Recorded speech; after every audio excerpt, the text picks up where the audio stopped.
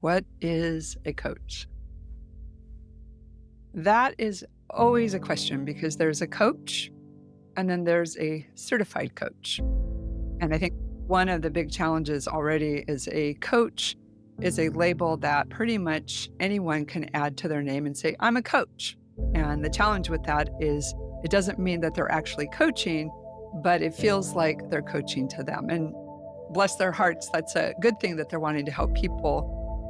So what a certified and trained coach is someone who helps people to figure out where they want to be and to come back into the present and look at who they are, where they are, and all pretty much figure out the strategies, whether it's working with the mindset, actions, behaviors, emotions, and all the deeper get into, and really help them to move forward. And so I like to think about it as a professionally trained coach is someone who's skillful that can leverage more than their experience and knowledge from their perspective. So a certified coach leverages neuroscience and psychology, as well as very proven techniques and tools to help someone move forward.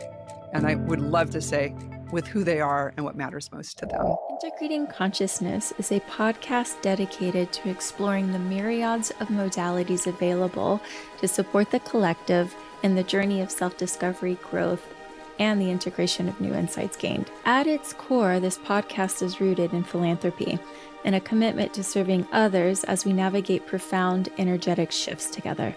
We find ourselves in an extraordinary era where old paradigms are being questioned and science is increasingly aligning with the timeless wisdom of ancient spiritual traditions. This shift in consciousness is palatable, inviting individuals to embark on a journey of personal evolution. This is an exhilarating time of transformation and insight, and this podcast is here to support you with free resources and offerings. Guests, including myself, generously contribute coaching sessions, books, apps, workshops, and more to empower your growth. My intentions are to create a space that nurtures personal expansion by offering a treasure trove of knowledge, tools, strategies, and inspirations through diverse and thoughtful guests. The bulk of the guests invited to this podcast are actively working and accepting one-on-one clients, making this a space where you can not only learn about but access some of the most incredibly authentic individuals who are truly dedicated to being of service to those who are doing the inner work, healing, expanding, and growing. Your support is vital to sustaining and growing this philanthropic endeavor. By subscribing, liking, sharing, and rating the podcast, you help me amplify these voices, their work, and their wisdom. If our work resonates with you, we welcome your love and your kindness in keeping this project thriving and accessible to all. You can find us on YouTube, Spotify, and Apple. So thank you, and may you recognize the powerful creator you are. Hello, beautiful beings. Today is a really fun episode as I'm sitting down with one of my mentors and teachers in the coaching realm, Feroshia Knight. Welcome, Feroshia. It's so great to have you. Oh, thank you. I'm already loving being here just to be with you. Thanks. So a little bit about Feroshia. So Feroshia has a master's in organizational leadership and transformational learning, is also an MCC, ICF mastered credentialed coach, which we'll break down here in a little bit. She's also the founder of 5 businesses in the past decade. So she's very busy, very creative, and is very much an entrepreneur. She originally created the Baraka Institute, which is a leadership development and coach training center, which then merged into Coach Training World and Coachopreneur Academy, which is where I attended and how I got to meet and work with Feroshia.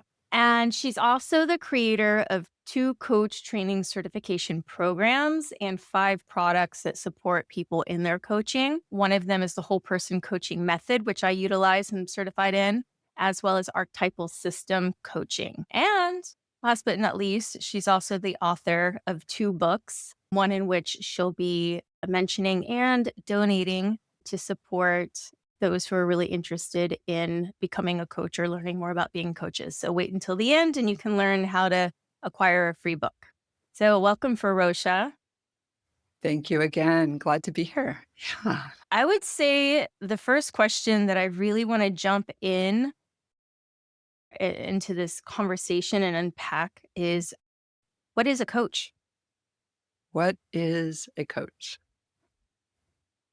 That is always a question because there's a coach and then there's a certified coach. And I think one of the big challenges already is a coach is a label that pretty much anyone can add to their name and say, I'm a coach. And the challenge with that is it doesn't mean that they're actually coaching, but it feels like they're coaching to them. And bless their hearts, that's a good thing that they're wanting to help people. So, what a certified and trained coach is someone who helps people to figure out where they want to be and to come back into the present and look at who they are, where they are, and all pretty much figure out the strategies, whether it's working with the mindset, actions, behaviors, emotions, and all the deeper get into, and really help them to move forward. And so I like to think about it as a professionally trained coach is someone who's skillful that can leverage more than their experience and knowledge from their perspective. So, a certified coach leverages neuroscience and psychology as well as very proven techniques and tools to help someone move forward. And I would love to say with who they are and what matters most to them. And how does it differ from therapy? Because I often get people who are very confused and think that coaching is a psychotherapist. Yeah. 25 years ago, that was a harder thing to define because coaching pretty much just got its roots about 25, 30 years ago. But a good way to think about a therapist versus a coach is the topics and the place the client is in that moment. And so a therapist might be working with someone, I like to use a sailboat analogy, who's sails down in the water. And for whatever reason, they can't get it up, they can't lift that sail, they can't move forward. And they really need a process where someone's going to be doing a lot of deep listening, holding a really sacred space, helping them to heal from something that impacted them so much that they don't have the ability to be self-directed and self-motivated. Coach comes in is that person may be spinning there in the wind, they may be not knowing where their North Star is, but they're able to take action and have perspective, but they just don't know what's in their way and they don't know how they're in their own way. And so the coach really champions someone to develop their ability to witness themselves, to learn, to grow, and transform. And they're able to do all of this through the process of coaching, but outside of the coaching, actually implement things where in therapy, it might take months, or even in some of my mentors, they've said years before people actually get out of working with a therapist. I'm popping in with a gentle reminder of how transcendental work can support you in becoming a conscious architect of your personal reality. Many of us move through life feeling stuck, hopeless, unfulfilled, or even resentful, trapped in a reality that feels handed to us rather than consciously created.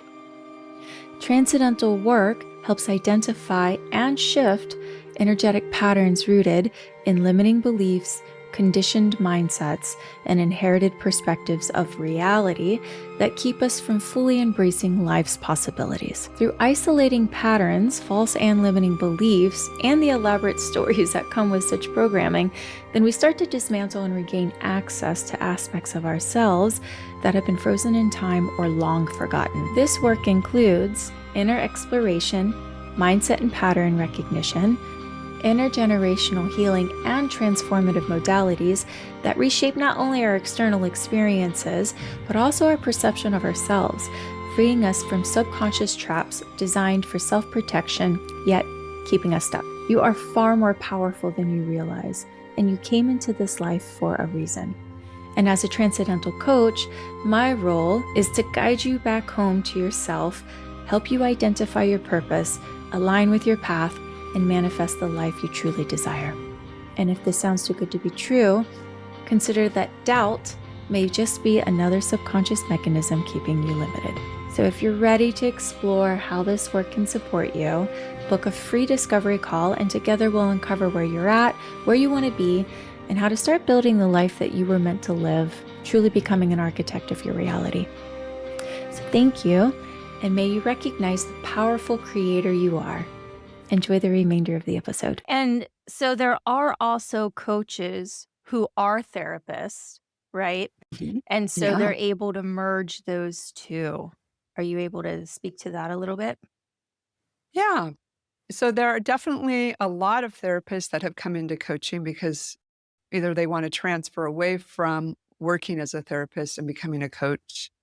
And those individuals are operating primarily as a coach, even though they might have some of the experience and background in academic as a therapist, they're staying in the coaching lane.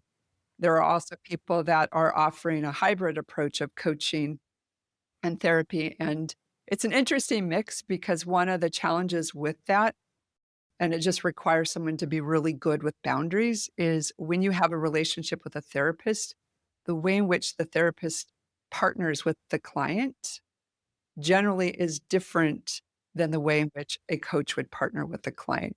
And so, as someone that's wearing both hats is probably worked out a client base that may be further along in their therapy. Like, for example, a trauma therapist trying to coach might be a little bit challenging just because the person might not be in a place to be able to be self-directed. That makes total sense. And when we're acting as a coach, but we're spending a lot of time sitting in one particular space and not supporting the person and actually moving forward, but sitting in maybe the emotions or the feelings of the trauma, then we're very much therapy and not coaching. Yeah. And I know there's people, beautiful people out there who are able to sit with a person through talk therapy and hold a really beautiful space for a person to work through whatever traumatic experience or belief system it is that has destabilized them. Give them a short amount of space to allow them to maneuver and work through it, and then really start moving forward with the coaching to create the momentum when that person has given them the signal that they're ready to start moving. Absolutely. And I have a quick example of a client I worked with years ago.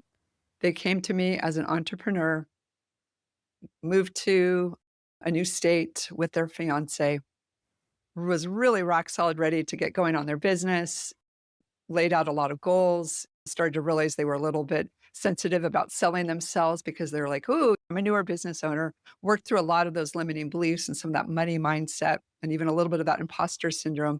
And then about midway during the coaching relationship, they found out that their fiance was cheating on them. Ah, And so in that moment, everything that we were working on in the coaching shifted because their mind could only pay attention to the traumatizing experience of the betrayal. And so even though we'd be in the middle of the conversation, what do you want to focus on? You're really getting your marketing close, ready to launch. And the conversation would always shift back to that experience. yeah. And that's a really good example of when someone really needs to work with a therapist is that there's something that you're attending to that just holds your attention and keeps Mhm. you locked in that experience or the worry of something else similar to it happening again. And in that moment, the nervous system needs a different approach. Yeah, I've had a client like that as well, where we just couldn't move forward. This person kept going back to this trauma. And I recognized I needed to hand this person off to a therapist because it, it just felt, it didn't feel in alignment with integrity to just hold space for this person in that way and work with this person and sitting in their emotions, but knowing that it was going to be very difficult to move this person forward. Absolutely. And I always think about if someone's looking to work with a coach, Mm.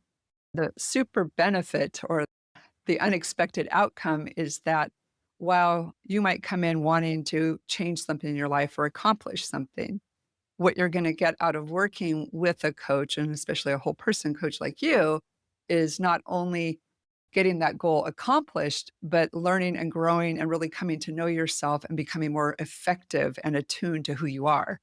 And so in the future, if you run into similar barriers, they're not going to be there for you because you've almost gotten trained through the process of coaching how to Mhm. get out of the way. Mhm. Yeah. And that brings me over to the concept of an expert coach. Can we elaborate Here. on that? We're going to cover the spectrum. Uh, we're just going to move right through it. Yeah.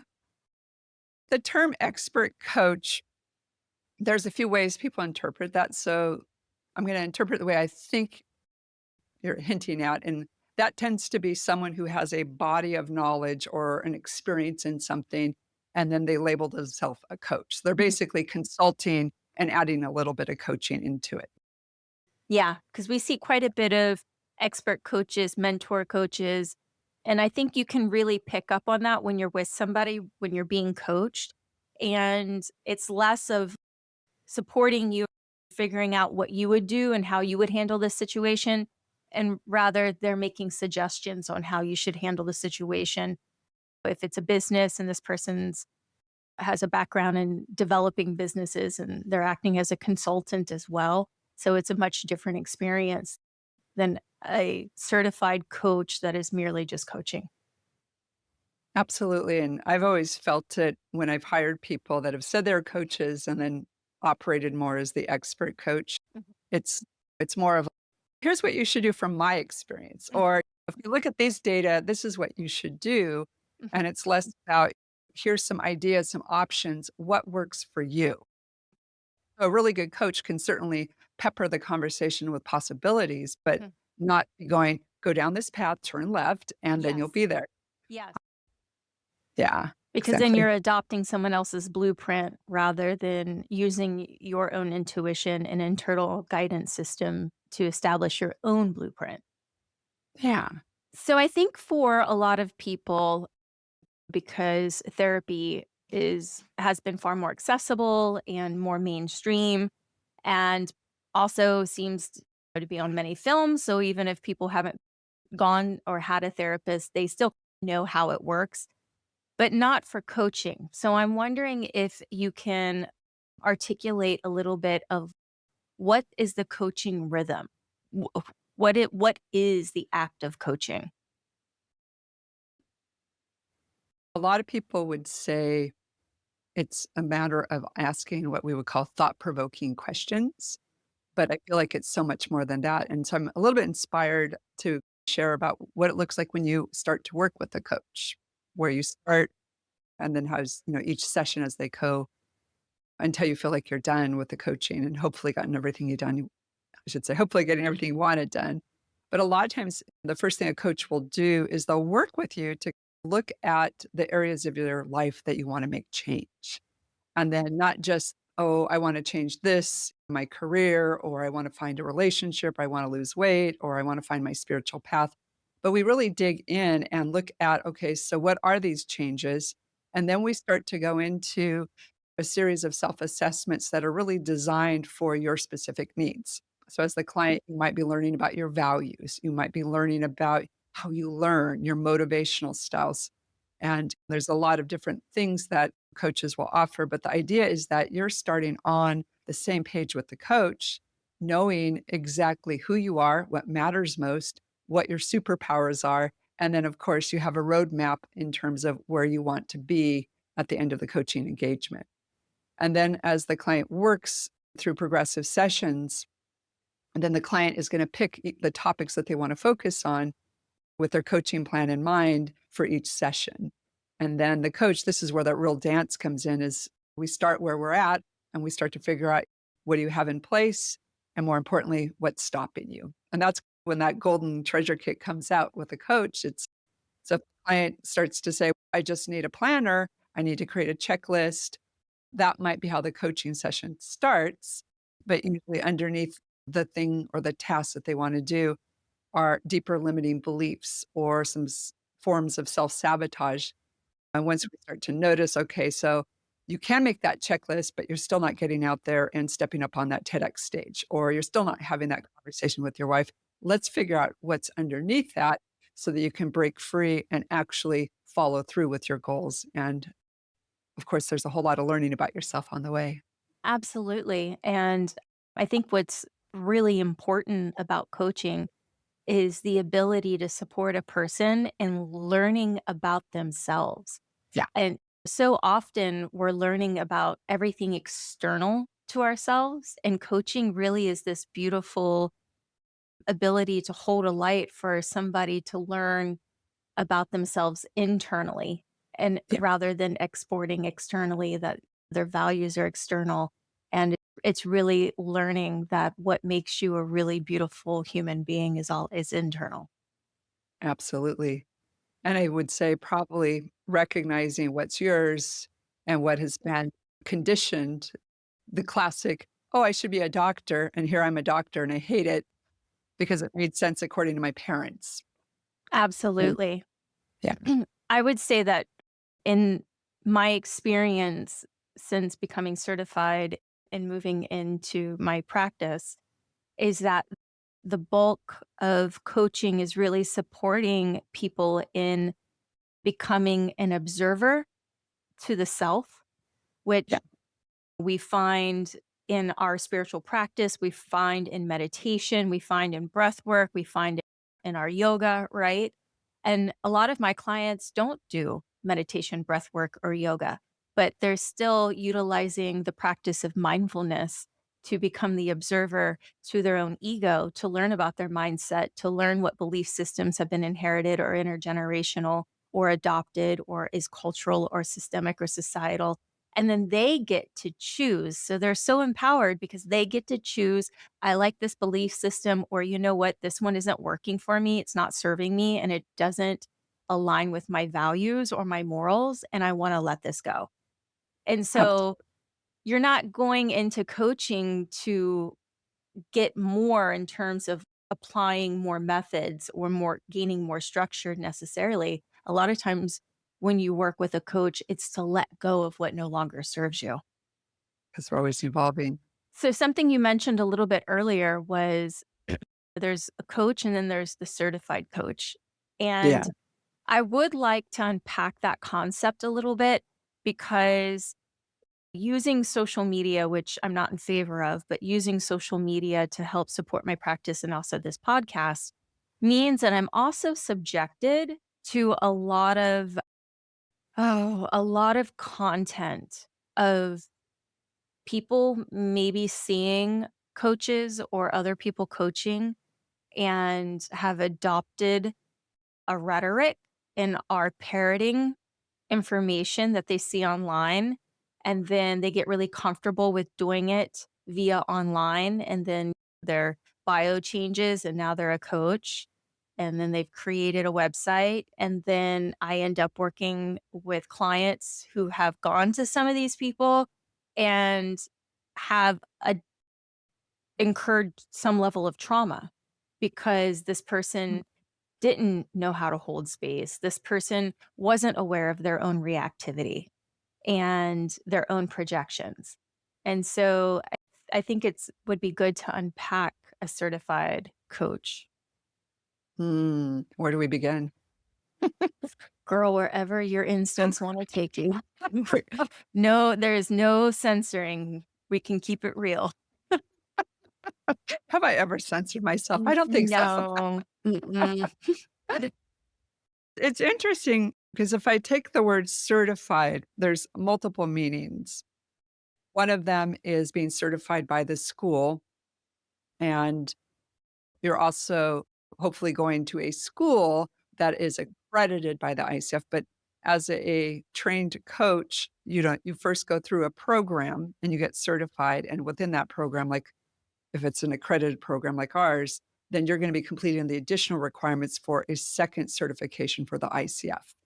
And that is certification on the outside, right? That's what it looks like in terms of the credibility. But what I feel is the real credibility and the real power of working with a certified coach is if they've gone through a professional program, they're not able to just coach the what, but the who of the person. And what you've been talking about is they're skillful at helping people to develop the ability to observe themselves, to self reflect, to evolve their perspective.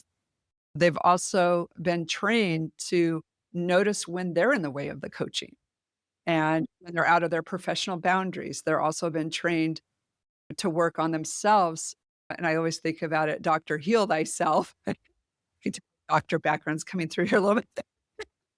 I didn't go all the way through all these jokes. But a lot of times, someone that adopts the title of coach, they're coaching someone through their own trauma or their own experience.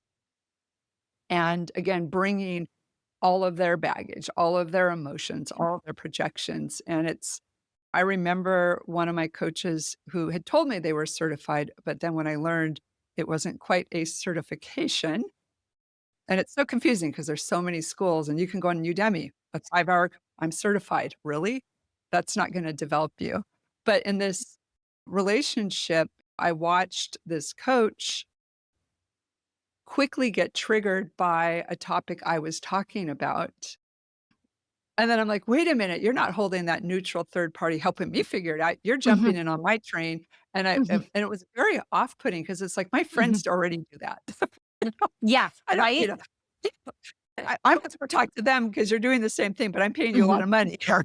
But a lot of it, the certification is less about the piece of paper, but it's about really being professionally Mhm, trained to work mhm, with the whole person, to be able to recognize how to shift in your process so that whatever is getting stuck, coach or client or both, that we're always in this mhm. dynamic flow of helping that person to get to that end point that they want, that outcome. So Absolutely. we're skilled, not just perspective holders. Yeah, and I've seen a lot of these institutions, schools, or quote unquote universities, and the amount of time to become accredited. So you can see it's really about pumping out certifications. And Right. because there's a lot of people that feel like unle- once I get the certification, I'm a coach.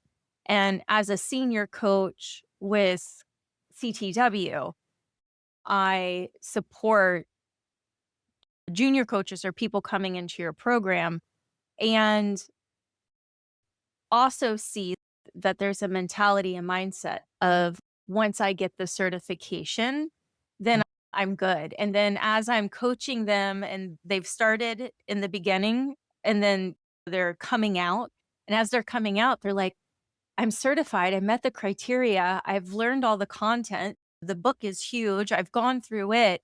And I still don't feel there's still this internal feeling of not feeling ready because you really understand the value of a coach and the importance and the fact that you're holding someone else's life in your hands in terms of being a force of support for that other individual. Like you understand the ethics behind this role and it's not a role to be taken lightly. Yeah. And I think what you're talking about is sometimes people will do a part of the journey to become a professional coach. And they might get a milestone certificate, and there's plenty of those out there, but they don't completely go through becoming professionally trained with a full program. They'll get like basic training. And even here at Coach Training World, and we do offer, hey, get started here. And it makes me sad when someone goes, this is all I need to get started. And maybe that's true, but then I think there's a perception that piece of paper is gonna get you the job. Yeah. Or allow you to feel confident in what you're doing. Yeah, Yeah. and a 'Cause lot of yeah. that comes from an extended program, like a full program, Y going through and getting mentored at a professional level. It Mhm. also means staying connected and continuing to practice. Yeah. We have a lot of resources, like you're one of them. People can continue to get Mhm. support, and I think this is pretty epic epidemic amongst a lot of schools, like, people are wanting to just get something to get started. Yeah. And part of it, it's our industry. The way the ICF stacks the credentials is Mhm. you can get an associate certified coach, which is a tier 1 coach certification, Mhm. um, but it's a real difference in terms of someone's coaching capacity, their confidence, their Yeah. skill than a professional coach. Yeah. And for you to even be a master coach, you have to be a professional for some time and you have to Mhm. accumulate a whole lot more training and hours. Mhm. But our industry calls certification anything that Mhm. is in those 3 tiers. So a lot of people will aim at a Mhm. lower tier going, "That's it." But the Yeah. truth is it's a stepping stone. It's not an endpoint. No. And what I love about ICF, which is what attracted me to it, and for all of those who aren't familiar with the acronym, it's the International Coaching Federation, which is one of the very few self-regulatory bodies of coaching, the Mhm. coaching world. And what I loved about ICF is that it's a requirement, every 2 years, you have to have additional hours of certification in some technique or modality, what have you, like continuing education is a priority to maintain your certificate. Absolutely. So every 3 years to keep your credential active, Mhm. and also in the ICF, one of the things that people love about it, it's considered the global gold standard. So a lot of coaching firms, a lot of companies will look at the ICF certification as a milestone to vet resumes, but what Mhm. they're doing is they're really helping to professionalize the profession. Mhm. Yeah, and Yeah. for any of those who have seen, I think it's like Better Up, or I forget some of the names, but there's some coaching firms, and to be considered to even work in some of these coaching firms, the more established ones, you have to have at the minimum a PCC, which is the professional coaching certification through ICF, International Coaching Federation, to even be considered to work for the firm. Yeah. So if somebody is wanting to hire a coach and doesn't want to have to go through their own internal vetting system, they know that if they go to one of those firms that they're going to get a PCC coach at minimum. And then also for those who don't want to go through a firm, just recognizing the PCC is the bare minimum for most other corporations, other industries, firms, and then ICF is a really great way of finding institutions that they approve. So you can go to their website to find these institutions in which you can then find coaches or be educated if you're looking to become one. Absolutely. And I'm not And working for ICF right now. no.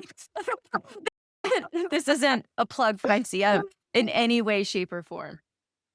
Yeah, and I was involved in leadership in the early 2000s with the ICF, and they've gone so far with really growing the presence and helping the profession. And I think one of the things that being an unregulated profession, having a body like the ICF that helps people to really discern, is this a professionally trained coach, or is this someone who just decided 2 days ago to throw a website up and call themselves a coach and sell you a plan? And you know, I can't tell you that that person, maybe they are really skillful as a coach because it's innate, but it's highly unlikely because a lot of these skills aren't given, you just don't get them everywhere. No, no, not at all. And even if it is innate, which after knowing your history, coaching was something that was innate for you. And there's people who are essentially born coaches, maybe in their family units. They are that person that is coaching a lot of their family members. And that was me. And then even in my professional business prior to coaching, I was coaching as a contractor in business development, coaching my clients to really extract what it was that they wanted, to really help them learn themselves and their voice before I took what they were offering me and then started developing a business for them, because the last thing you want to do is get halfway in and they're like, "Oh, no, actually that's not what I envisioned."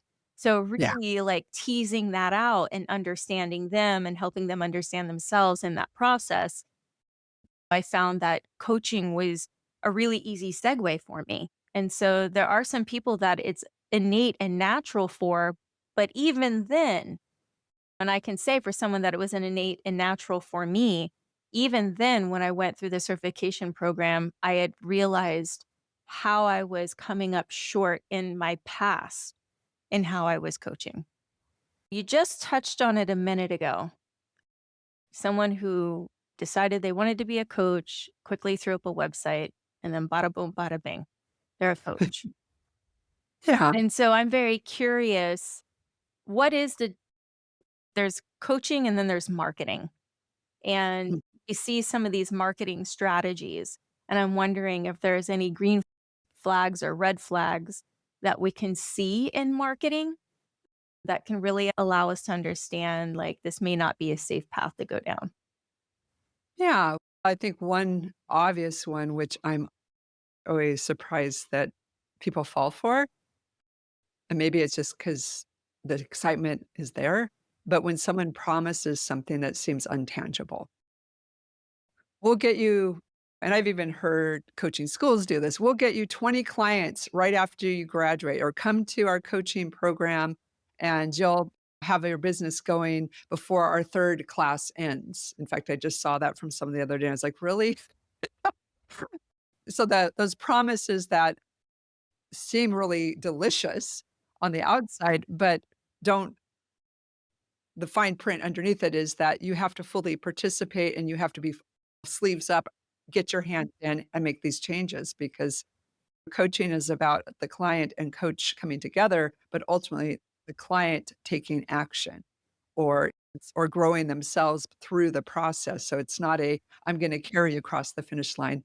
So a lot of that marketing promise things as if someone's going to have a magic pill or I'm going to be successful overnight.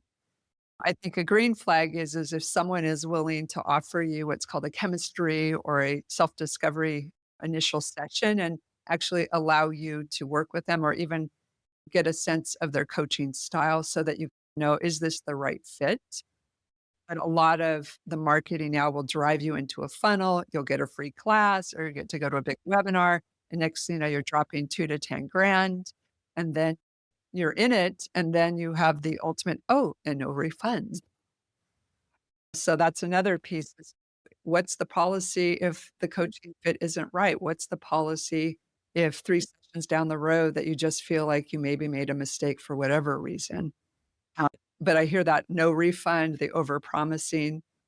And then I would say the other thing is when you see the coach in action in the marketing, but there's nothing that really shows their training or any kind of things like that's who is this person? And I see that a lot again. It's like my persona is my presence is magnificent. I'm a very confident person.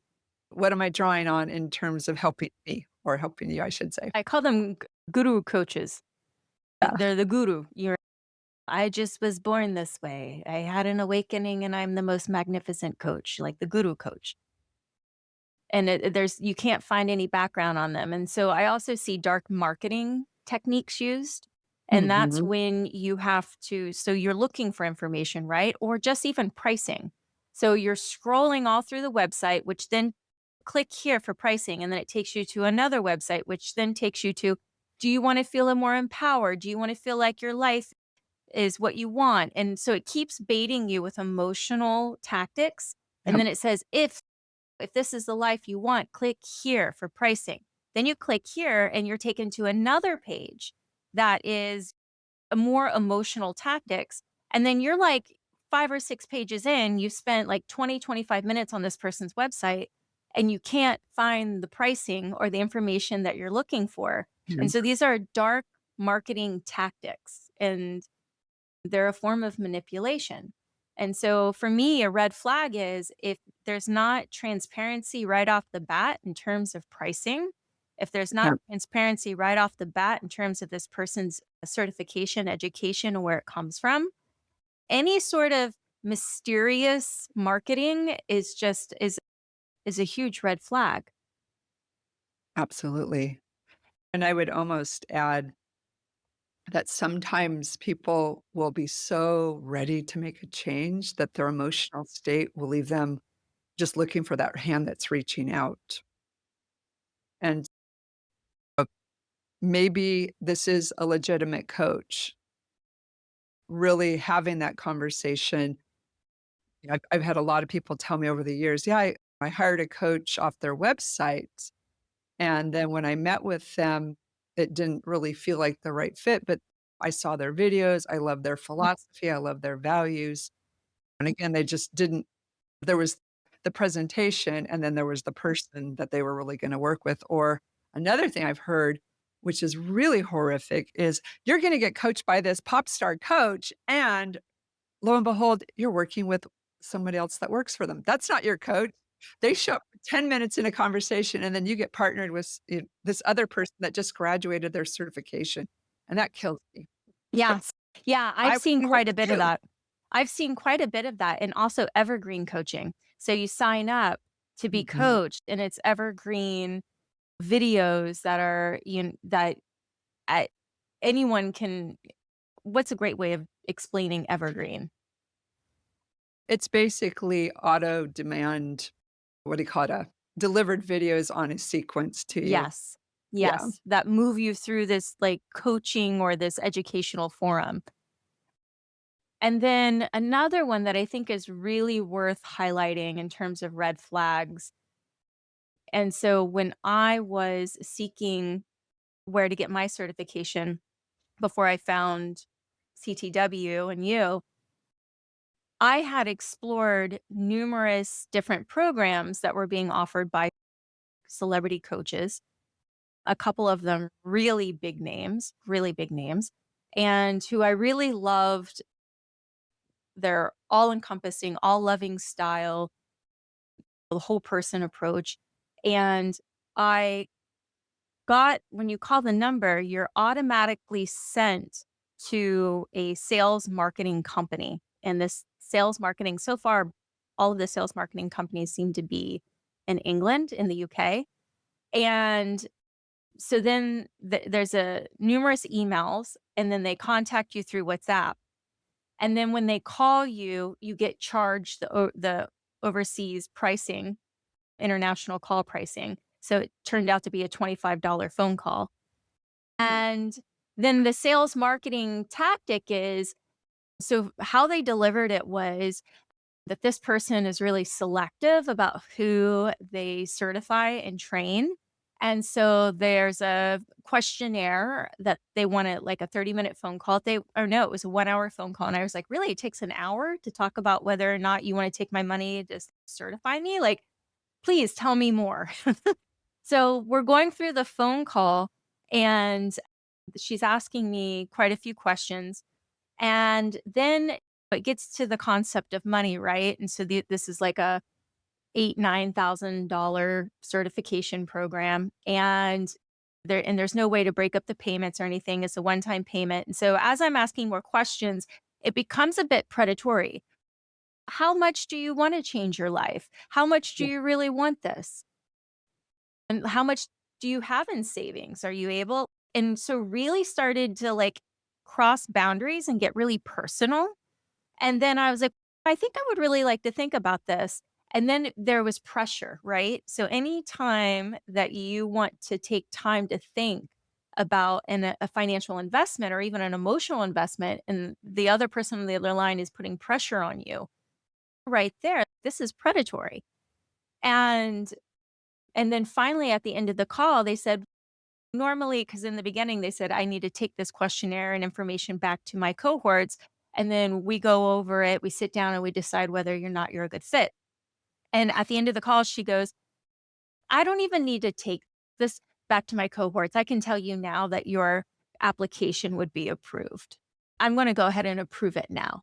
And I'm like, so you're not going to go through any of the steps that you presented to make it seem like it was a very not so easy thing to acquire, and then emotionally bait me and then try to make me feel like I'm special because you're just going to approve me right now. It was a really psychologically abusive scenario. And this particular coach is not the only one that has employed these particular type of sales and marketing companies. Yeah. And what you're talking about is really hitting at the core of sense of belonging, sense Yeah. of acceptance, and that can Mhm. really, especially someone that's looking for their next thing, Yeah. or in a big change in their life, or whether it's Yes. become a coach or to get coached, Mm. that's a vulnerable place. It And, is. ugh, that Yeah. sounds horrible. Yeah, and the thing that I would say is I'd like to give the coach the benefit of the doubt. I think this person's doing really beautiful work out here in the planet, and And I'm not accusing them of participating in this, but what I am saying is that as a coach, we have a responsibility of thoroughly vetting any third-party companies that we're exporting our workload to. Like, we are Right. responsible of going through their workflow and experiencing what it would be like from the consumer or the customer's end, what they would experience through this third-party company that you are outsourcing to. Like, you have a responsibility. And it's interesting from an International Coach Federation standpoint is one of the ethical statements is that the people that you subcontract to should also be ethically aligned with the ICF. So if you have these other professionals, so clearly, I'm guessing that this coach is not ICF.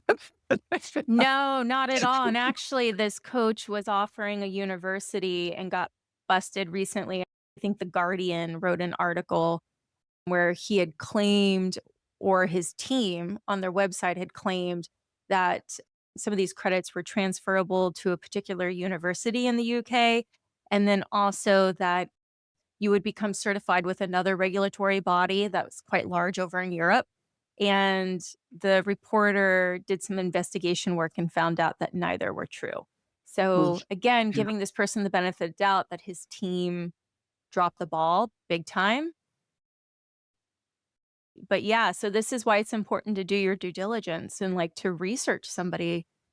And I Yeah, also think word of mouth is like the gold standard for really finding somebody to work with. absolutely. And I think on an overarching theme here, it's like when you become a coach, you're training and developing yourself to be able to bring your best to help someone else to bring their best out as well.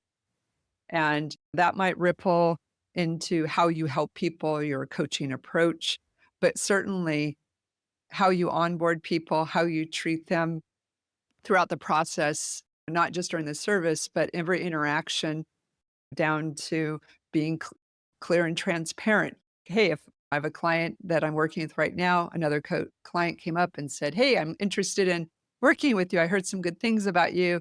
And I'm like, I need to tell you, I'm actually working with one of your competitors.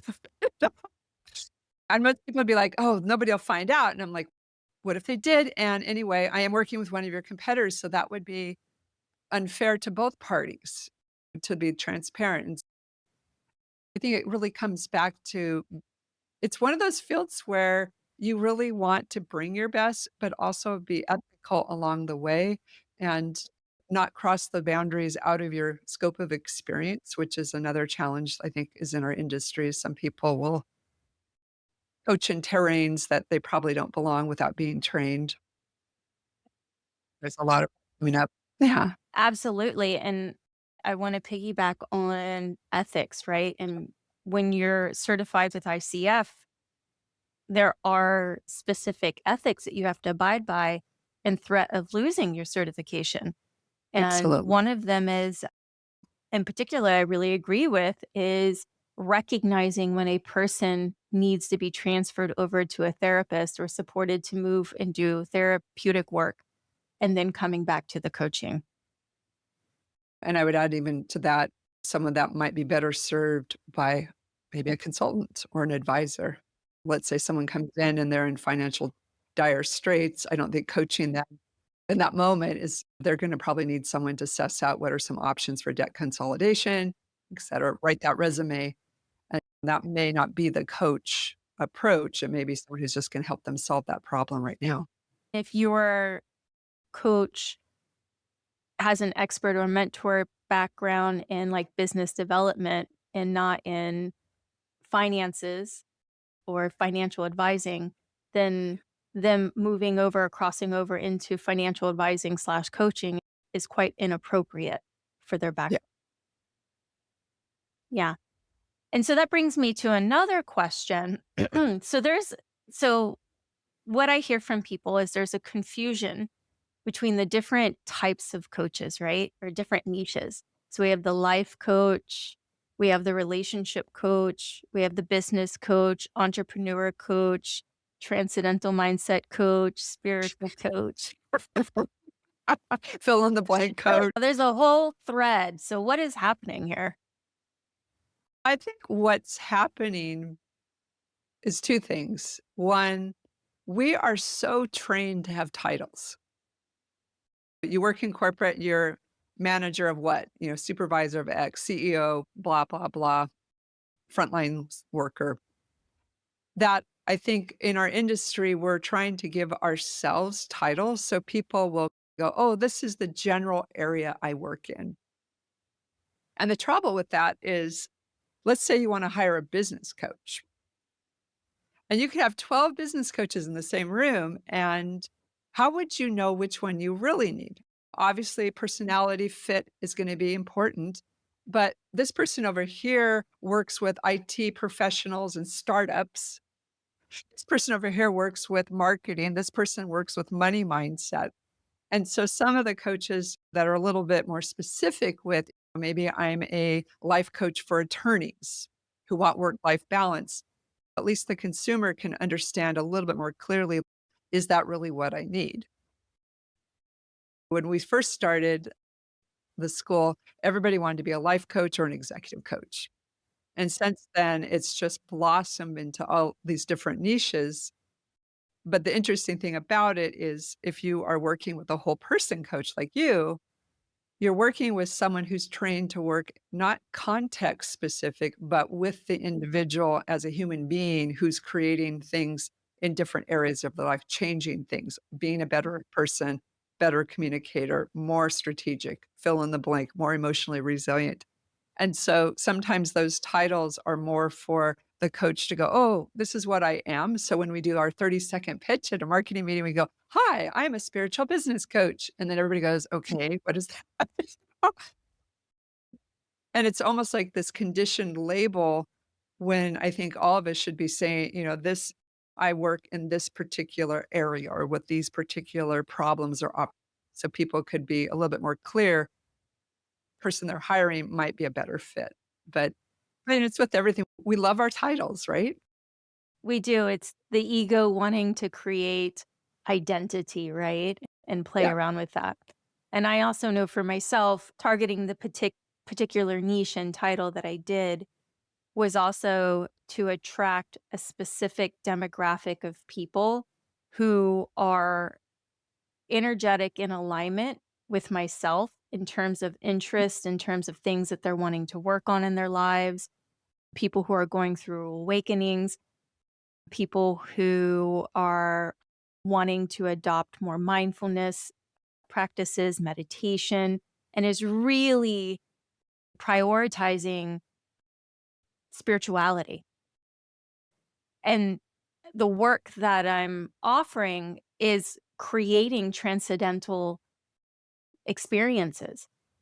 And so for myself, it's also to flaunt those feathers, like peacock those feathers, so that you're attracting the right demographic. Yeah. And you're following the recipe for success by saying, Mhm. here's my difference. I'm not, quote, a spiritual coach, but you're really defining it so people can see you as, Mhm. look, this is a person I'd be interested in learning more about. Maybe this is my Mhm. go-to resource. And and what I really love about the whole person coaching method, which is one of the reasons that I chose to work with you, was that regardless of what niche, regardless of what person is sitting in front of me, that I know that I can support that human being unless they are somebody that needs to be in a therapeutic setting. But for the most part, those who should be rightfully working with a coach, I know that I can support that person in a very deep way. Not to say that person wouldn't move to a financial advisor at some point, but in terms of coaching, that I can support all different demographics, all different ages, all different backgrounds, professions, and that I can really show up and support them. Yeah. And I would probably add in because you mentioned deep way, and I would say with I think I may have said this before, but really whatever arises that's in their pathway. You know, where I think sometimes if someone has trained in a very specific niche and maybe they haven't touched into emotional intelligence or resiliency or resourcefulness, or maybe they haven't done deeper work in perception and spirituality. And then next thing you know, they're like, oh, this topic doesn't work for me. Can't help you. And I giggle because I met a career coach the other day and they were saying, yep, I don't do this. Which is great because in one way, they really know their niche. But if clients are whole people and we all are whole people, and they come in and they say something, I'm really struggling with this career change because of this other thing that's going on in my life. In that moment, that client, the one thing that's interrupting their ability to make that career change can't be addressed because the person's like, not mine, or I don't know what to do. For you. Yeah. And I've had that experience where the person couldn't hold space for me and they felt uncomfortable because it was moving into a deeply emotional space of wanting to work through something that was coming up for me and they couldn't hold the space because of their own discomfort. Yeah. Yeah. So, what is the whole person coaching method? Can we unpack that a little bit? Yeah. How many hours do you have? We're only at 40 minutes, so feel free to go as big as you want. Oh my gosh. So whole person coaching at the heart of it is a multimodality method that draws upon somatic coaching. Narrative coaching is really working with the story of who I am and where I am in the world. Somatic coaching is really bridging the body mind gap and noticing how much the body and especially the nervous system affects how we think and feel and respond to the world. And then we tip into your traditional cognitive neuroscience and positive psychology, but we also bring in Jungian psychology as well. And the goal is that the coach can really work with the whole person mentally, emotionally, somatically, or physically. Soma meaning physical body, spiritually, and then, of course, socially, because so much of our world is social. And so much of our challenge comes within systems of relationships. And what I really love about the approach is that the coach is able to really take the tools, take the process, and really bring all of who they are into it. And you've certainly done that. You've really brought like all of your experience, your perspective. And so you have a very unique formula drawing upon the method that makes your signature coaching approach appropriate to who you are and allowing you to bring your whole self in, but also for the people that you want to serve. And so it's not a one size here, it's more of a let's customize and infuse this process so that the coach themselves can bring their best. And I love it because everybody's unique and everybody should have the job ever. And when you get to leverage who you are, that makes it a better job than here's your process, go do this to someone, which is not Yeah, how it works. copy Yeah. and paste.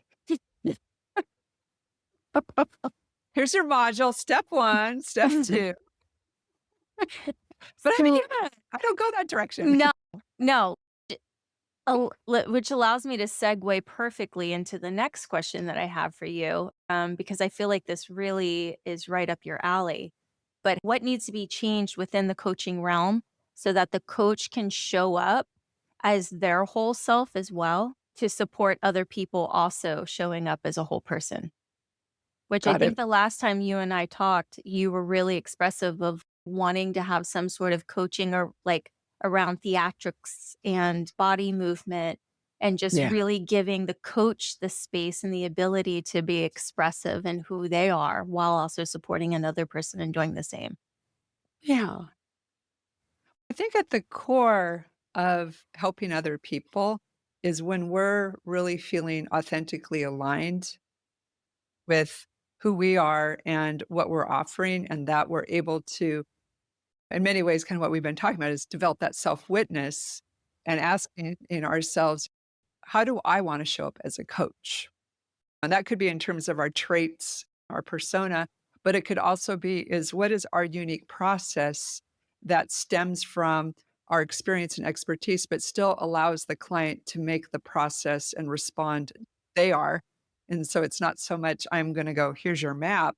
but we're going to really come together in a co-evolutionary conversation. And the thing I always appreciate about whole person coaching is the coach themselves is often their first client and really figuring out like, where can I grow myself? What is it that I want to bring to the world? Where are my blind spots? Where are my opportunities for growth or maybe a little bit of learning opportunity in terms of things that I might need to work on myself as I help other people with similar challenges?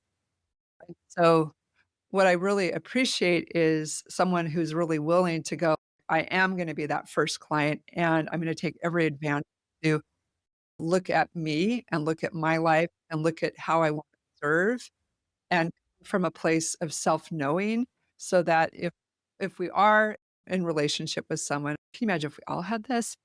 Hold on, conversation.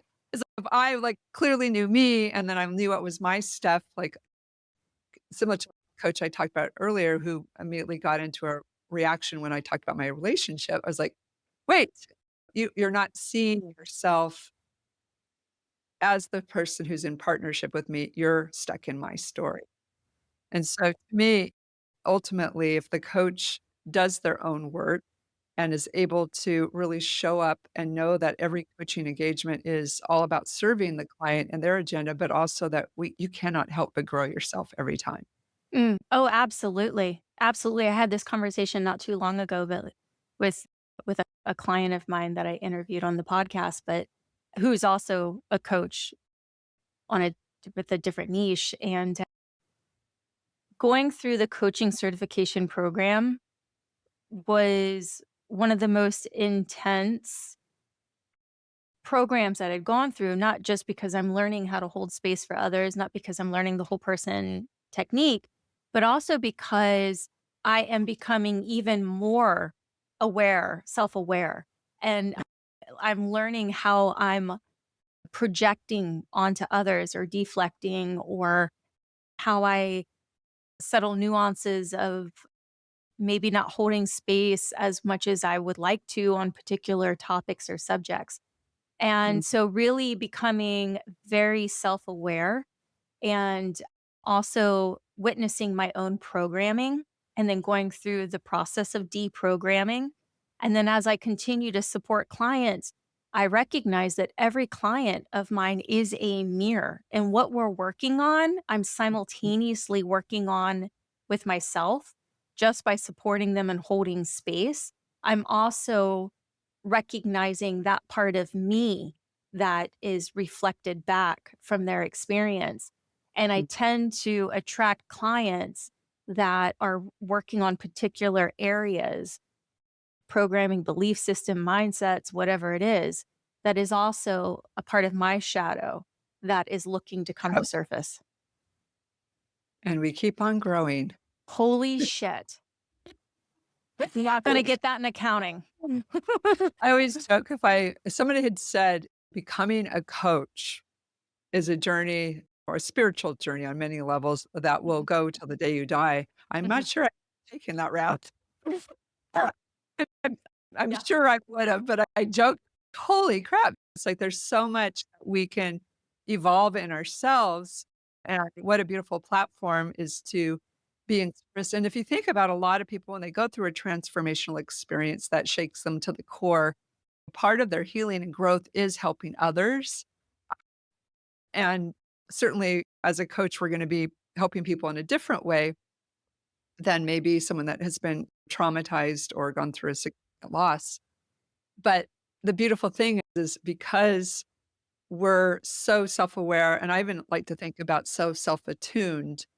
So I'm aware, but I'm also aware of what's going on in my body. I'm tapping into kind of unconscious things that maybe aren't visible, but I'm giving myself the opportunity through a coaching relationship to continue to make sure that I am bringing something that's gonna be supportive.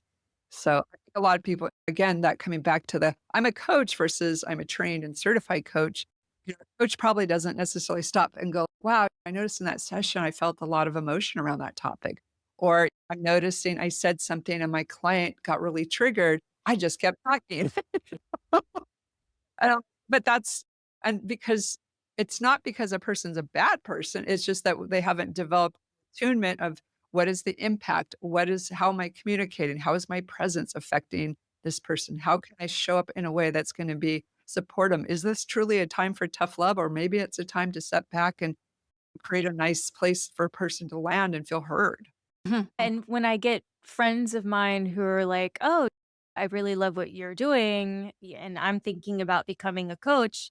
And my question is to them, if you can choose any act of service to invest the rest of your life in, what would that act of service that's non-transactional, Mhm. what would that act of service look like and be? Like, what do you envision? Do you envision working with children, elders, animals, humans? Like what? Becoming a coach is an act of service. Find the act of service that resonates with you, that that allows you to not only be of service to another human being, but also simultaneously to be of service to your soul.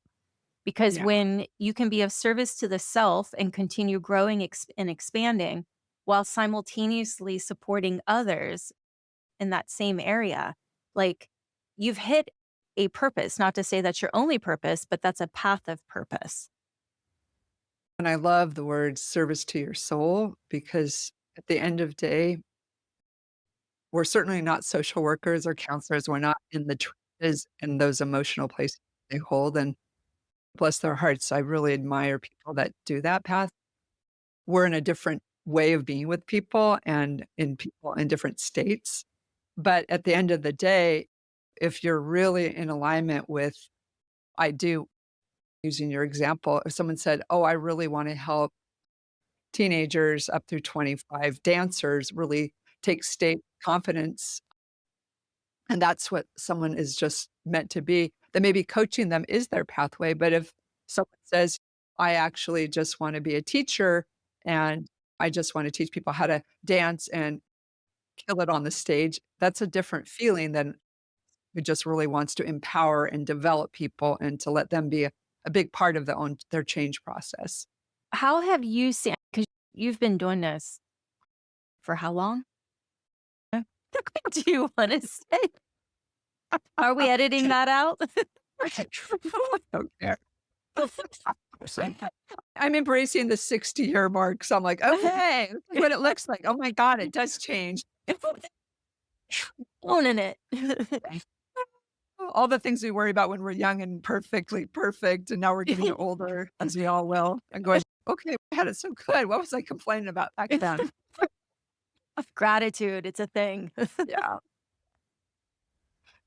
So, So how long would you say you've been in the industry?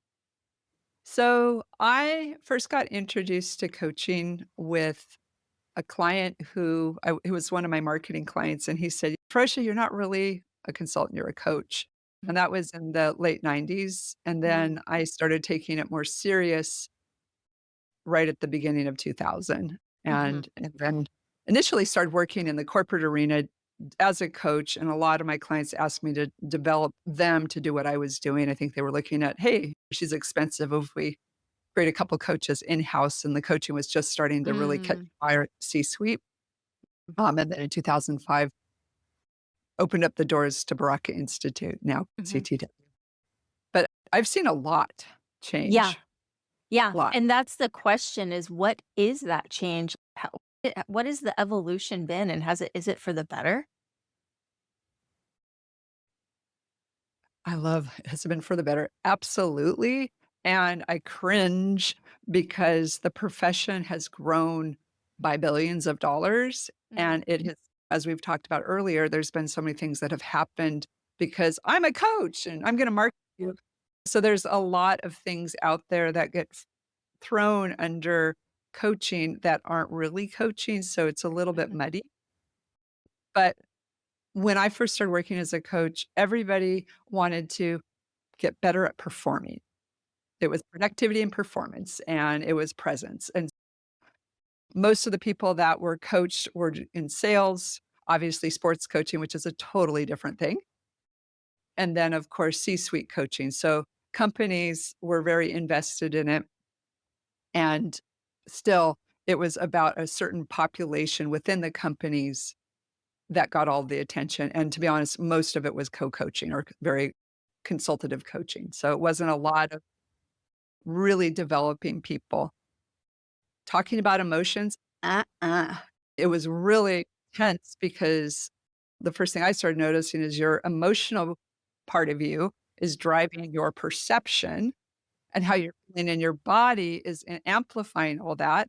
And there was this real connectedness, but people just wanted to talk about tasks, to-do list, deadline, and it was very much what I call accomplishment coaching.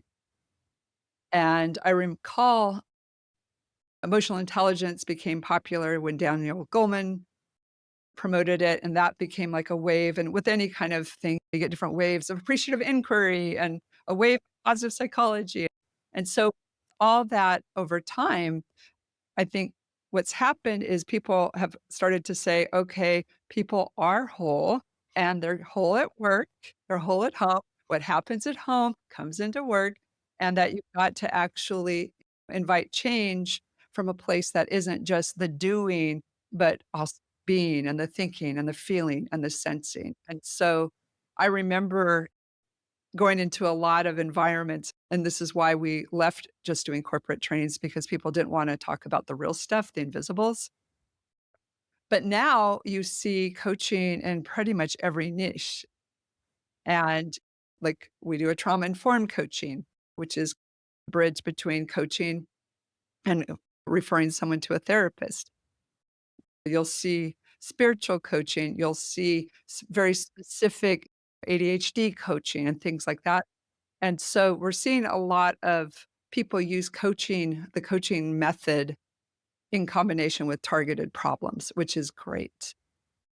But what's really happening now, which is whether you call it our world status, our political craziness in the US, COVID, there people are coming in with much different needs.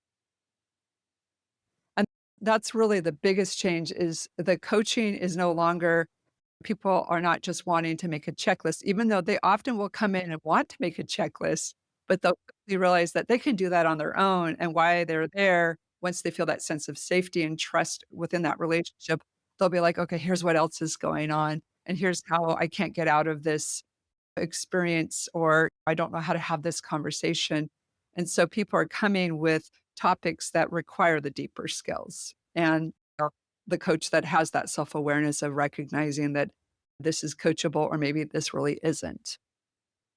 Do you think this transition, like coaching, is a reflection of our society and how our society is moving from this old, there's a paradigm shift, right?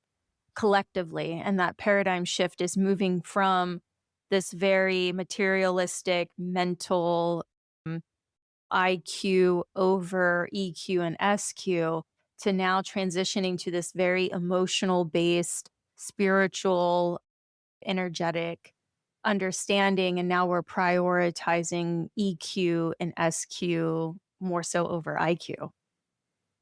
Yeah, that's definitely happening with some populations, so emotional intelligence and social intelligence over intellectual, yeah. But I also it's fascinating because when I come out of the bubble,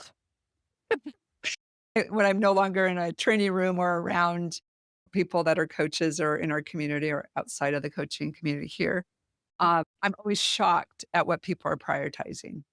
Mhm.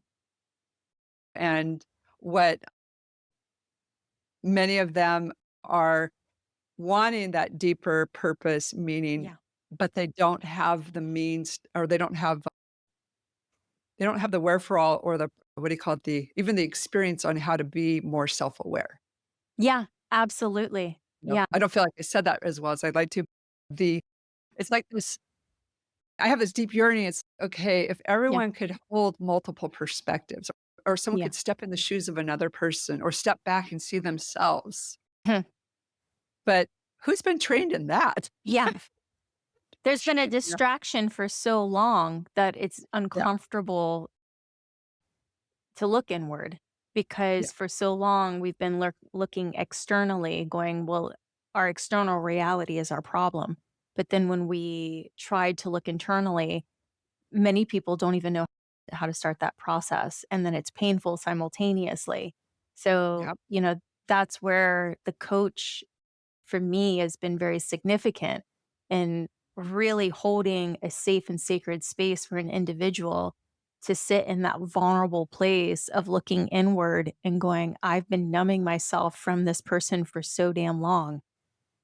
And like now I'm sitting here and looking at them, and there's shame and embarrassment and guilt.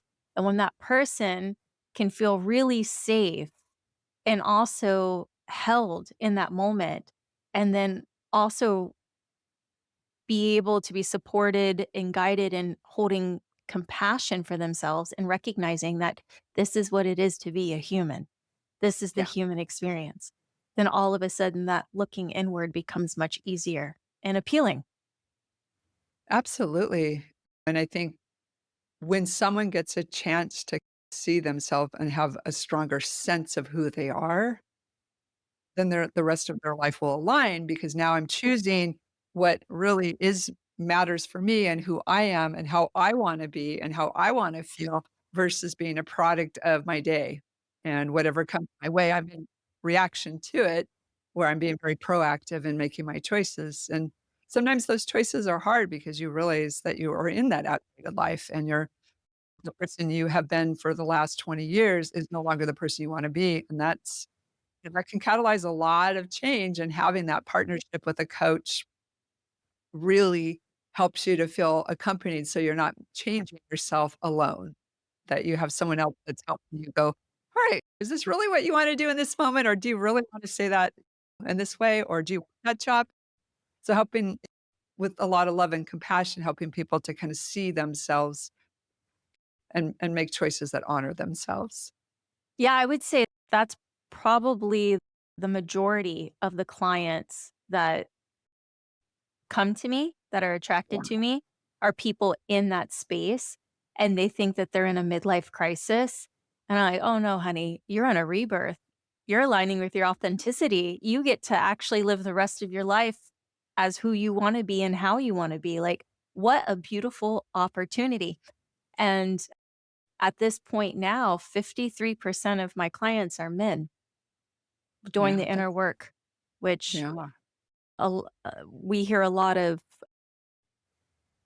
I'd say, disinformation around that, a lot of belief systems that men are avoiding it, not doing the work, and I'm not finding that to be true, not in my world. Yeah.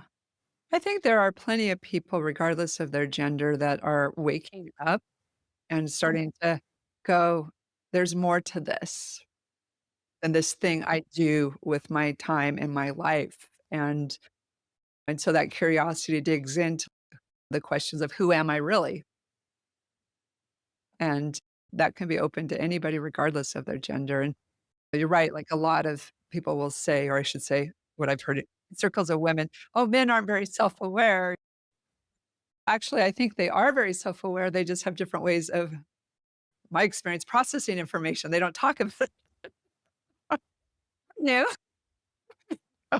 Absolutely. I interviewed a coach and therapist, Trey Bell, out in Colorado, who uses wilderness, and he does men's coaching and therapy using wilderness, going out camping, rock climbing, and using activity and sports as a way Mm, to participate in mindfulness and to actually use it as a way to go deeper in.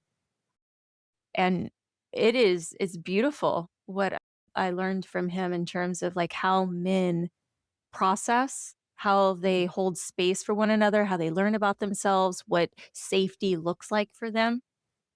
yeah, Yeah, it's really beautiful. yeah. Yeah. And just even the whole idea of let's quit finger pointing. Yes. Yes, that is It's like, such a ah, relief. Yeah. My god, it's my exhausting. favorite thing is if you're saying your partner isn't self-aware, then how self-aware you are to be with someone that isn't. Yes, absolutely, but If it's he's that gotta big of be an the issue, then problem. maybe there's something. Yes. Yeah, because the problem surely is outside of me, Yeah, right? it just looks that way. Yes. Yeah. How do you think AI is changing coaching? Oh, good God. Because there's some There's some pretty cool ChatGPT coach platforms. I've been playing with them just to see what's happening in the AI world. The beauty of artificial intelligence is that it learns as it goes. And AI has been around for a very long time. I recall even in 1999, one of my then partners was an artificial intelligence programmer. And he used to always say to me, he goes, "This is gonna change the world." And I'd be like, "Oh God, hope not." Right now, we're data mining things around defense mechanisms or defense for the government. The beauty thing about AI is it can respond and engage someone in a conversation. Right now, a lot of people are using it as platforms to engage in initial conversations to suss out if people are really coachable and if they'd like to work with a coach. Same with sales processes or AI's driven. But the challenge is that machine will never replace a person that can see you and feel you. And so I can tell you for sure, if I was to do a self-assessment, I can decide to be honest, or I can think I'm being honest, or I can be decisive. And so whatever I choose to input to the scene, that's what it's responding to. It's not responding to the whole person. It's not responding to the energy and the emotion. Now, one might say the choice of words, just cultural language alone, the different variation. People are going to use different words to describe things. Now, the beautiful thing about it is for some people that would never ever think to work with a coach, maybe there's a golden nugget there that they can feel like they're getting something out of this relationship with a machine. As I was testing and playing around with it a little bit, I recognized for me that there was a little too much cheerleading in my coach, my AI coach. It was a little Did you cheerleader-ish. treat it to not be? Yeah, and I was like, "This isn't working for me." And I wanted to play around and just see what are these capabilities? Like, what is it doing here? Does it coach like me? And what I recognize is when I'm working with a client, that ability as an empath and clairsentient, somebody who can feel you even through the screen because I'm hyper vigilant, hyper focused on every little facial muscle expression and body language and to I'm reading you and feeling you and recognizing what you're going through and what you're experiencing. And the AI can't do that. AI can't catch you in this space of catching a client that wants to go deeper in self-awareness and recognizing that they're stalling for a reason, that there's a block that they can't move through and supporting them by holding them accountable in that and even reflecting that back to them. You can't get that in AI. No, not Mm. yet. Right, it Dun, just dun, dun, occurred to me. dun. I know the science fiction movies, I know. I mean, there might be a time where it has eyes, What? but think about the futuristic movies, Yeah. C-3PO and Star Wars. Just the idea of if it did see, and if it could register visual data, it could probably train itself to at least see visual, Oh, but it yeah. probably wouldn't feel energy or it could make so who knows? Yeah. But I don't think most people are gonna enjoy having this creepy robot thing looking at or you're Unless gonna it's feel also frustrated. your sex bot. Then we're, like, Don't totally know. into it The more looking we at us. isolate, the more it might come in handy. Oh, man. Oh. Your therapist, your sex bot, your coach, your guru all in one, and your housemate. Yeah. And how perfect because it knows me better than I know myself. Only Oh because my you're only gosh. giving it what you want it to know you about. Yeah. And then So, it's reflecting back an ideal version. yep, yep. So I do wanna touch on the Kokoro cards. Yeah, I talked about doing the book and then Mhm, also a set of the cards, mhm. and what the cards are archetype cards that come with it's I like to think about it, if someone really wants to get to know who they are and some of Mhm, their habits, it's a self-directed tool that a lot of coaches will use with their clients, but clients can do on their own. mhm, And similar to Kellen Mace had her very well thought out deep dive into her archetype cards. What we did is we really looked at from a coaching field, how can people start to learn about their patterns, their mhm, strengths, some of their ways in which conflict rises within and things like that. And we created a program called the Koro Life Mastery. And so what these are the cards and the workbook that comes with that program. beautiful. Yeah. And then also, was it a book as well? Yeah. And so I'll show you a couple of pretty cards because they're pretty. One of the cards, I don't know if it shows up, is the Yeah. stabilizer. And that's Uh-huh. an archetype that a lot of people get stuck in because they want to keep things the status quo or we got to be financially smart and yet we're dying in our job, you know. Mm, Another I'm dropping cards here. Interestingly enough, this is a fun one for me, but sometimes we have a habit of being the Joker, and I don't mean the Joker as mhm, in the movie that just came out yeah. that's slightly creepy, for Lady Gaga. Sometimes we're that very Joker-like person, and maybe we're the life of the party, but it's also a pattern where we deflect discomfort. Yeah. And so each of these archetypes really teach us to learn more about ourselves as we find ourselves in Mm, learning them. And then the book I talked about, I'm showing is it nice. might be upside down or what do you Nope. call it, Totally reverse. perfect. Oh, cool. But I wrote this book, it started it as 500 pages, it's down to 310. So when I published but we had a lot of people going, "What is coaching? What does it Mhm, look what happens in training? What is the ICF? How do I get clients?" mhm, And I felt really strongly for people that were entering the profession that it'd be helpful to have a handbook. mhm, Uh, and so I created a tangible resource that people could thumb through or could read through 'em front to back, which seems to be the popular way to do it. But I'm like, "Hey, thumb through it. You get what you need." Uh, but the idea is that if someone is interested in becoming a coach, it'll just give you a really good comprehensive look about what does it really look like? How are you gonna get there? What are your options once you're done? Whether you're gonna work for a coaching firm, work mhm. in-house as a coach, or work for yourself. And then some of, the tools and techniques so people can start practicing the coaching on their own as an uncertified, soon to be coach. Nice. Yeah. Thank you so much.